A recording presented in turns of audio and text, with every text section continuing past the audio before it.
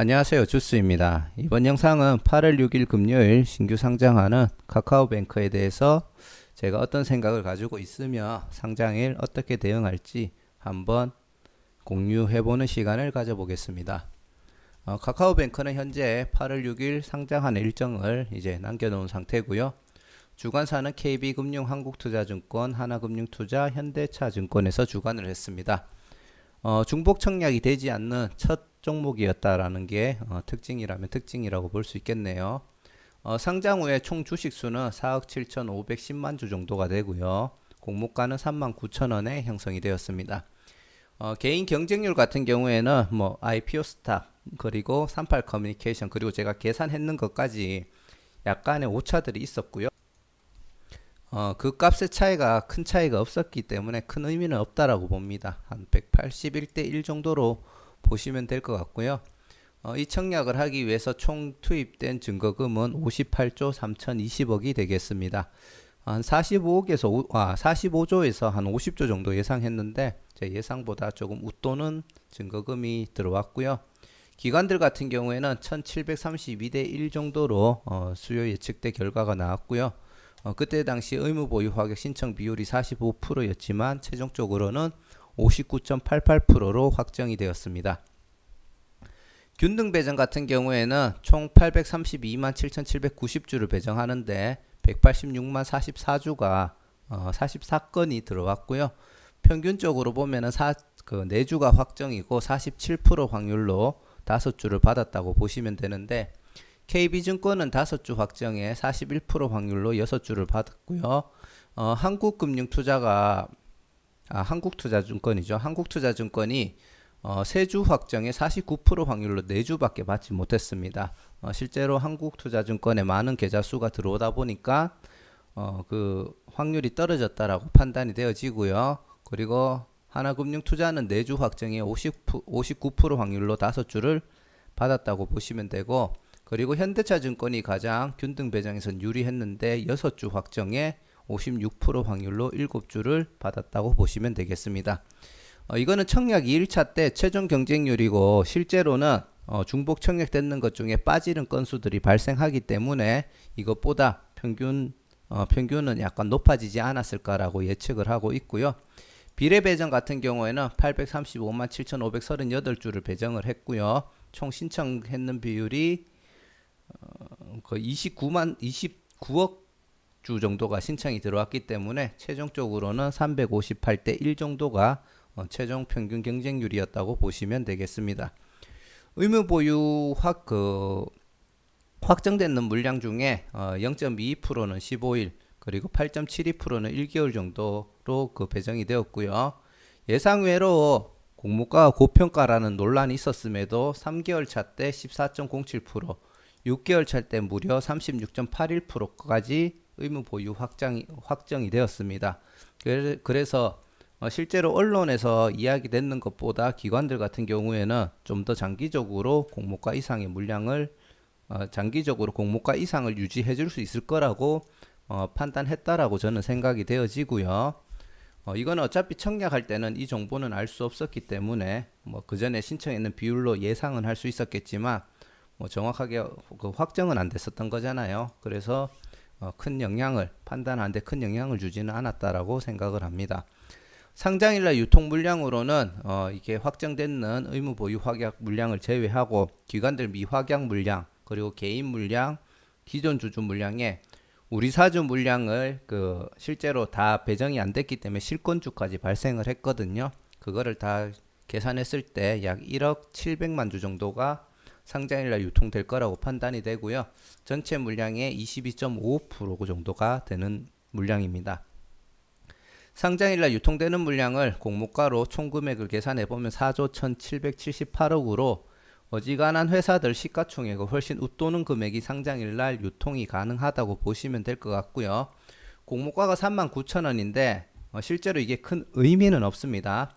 38 커뮤니케이션 같은 경우에는 IPO 직전에 75,000원까지 장외가가 형성이 되었다가 실제로 고평가 논란이 터지면서 5만원까지 가격 하락이 되었고요. 증권 플러스 같은 경우에는 IPO 직전에 실거래가 이루어졌는 게 85,000원 그리고 오늘자로 79,500원까지도 거래가 되었습니다.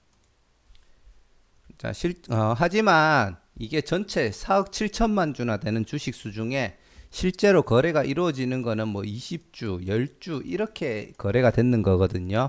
그래서 큰 의미를 부여할 필요는 없지만 그래도 이 가격에 누군가가 매수 매도를 하고 있다라는 거는 약간 긍정적으로 보는 사람들이 있다라고도 볼 수 있지만 사실 39,000원보다 이 주가가 훨씬 더 올라갈 거라는 기대감을 심어주기 위해서 자전거래를 돌릴 수도 있습니다. 어차피 내 주식인데 수수료 정도만 낸다고 가정을 하고 이 가격을 높게 올라갈 수 있게끔 보이게 하기 위해서 내가 내 주식을 사는 형식으로 약간 뻥튀기를 하고 있을 수도 있으니까 그 점에서 주의를 하시면 될 것 같고요. 현재 공모가 기준으로 시가총액은 18조 5289억이고요. 그리고 장외가 요 5만원 기준으로 시가총액은 23조 7555억까지 갈 수 있을 것 같습니다. 현재 카카오뱅크의 2021년도 1분기 순이익이 467억인데 현재 계속 카카오뱅크의 순이익이 증가하고 있는 추세이긴 하지만 올해 그냥 단순하게 이거를 4배로 곱하기 해가지고 단기 순이익을 낸다고 봤을 때 1866억이 된다라고 보면은 공모가 기준 PER이 99.30 장외가까지 간다라고 하면은 127.30이 됩니다. 이거 기준으로 봤을 때 사실 카카오뱅크가 고평가 논란이 터지는 이유가 뭐냐면은 카카오뱅크는 결국 은행 주일 뿐이다라는 평가가 약간 높다 보니까 그런데 실제로 우리나라 은행 금융주의 평균 PER은 5.07밖에 되지 않습니다. 그러면 거의 막 20배 혹은 뭐 20배 맞죠? 20배 혹은 그 30배 정도까지 되는 수치이기 때문에 굉장히 고평가가 되었다라고 판단할 수는 있는데 우리는 사실 카카오뱅크 그 외적인 요소에서 추가적인 뭔가를 해주기를 기대하고 거기에 대한 기대치가 반영이 되었다라고도 볼 수가 있겠습니다. 주주 구성을 보시면은 뭐 시가총액이 워낙 크기는 하지만 상장일날 유통되는 물량이 굉장히 적고 실제로 여기서 하락이 된 22%대까지 하락을 해서 상장일날 유통이 되고요. 임직원들 그 주식 매수 선택권이 있는데 행사 가격이 5,000원입니다. 공모가의 12.82% 정도에 해당하는 금액이고요.